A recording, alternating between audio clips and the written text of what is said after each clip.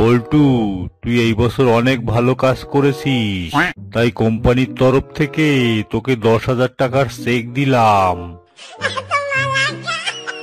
Sir, আপনি খুবই দয়ালু আর ভালো মানুষ। আপনি গরিবের দুঃখ বোঝেন। আপনাকে ধন্যবাদ দেওয়ার ভাষা খুঁজে পাইতাছি না।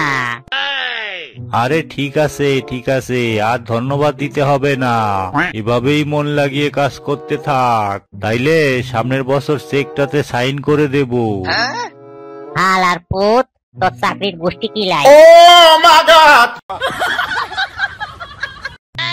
আচ্ছা বল্টু, বিয়ের দিন কেন উপবাস রাখা হয়? এর কারণ তো কিছুই বুঝি না। খুবই সহজ ব্যাপার, 7 ঘন্টা ধরে সাজার পর যাতে হাগা না পায়, সেই জন্য। বল্টু, বলতো একটা বাদর আর একটা মানুষের মধ্যে পার্থক্য কি? স্যার, এটা তো খুবই সোজা। বাদরের লেজ থাকে পেছনে আর মানুষের লেজ থাকে সামনে। তবে রে হারামজাদা, এই নে এই নে, স্যার, আরো নে, আরো নে।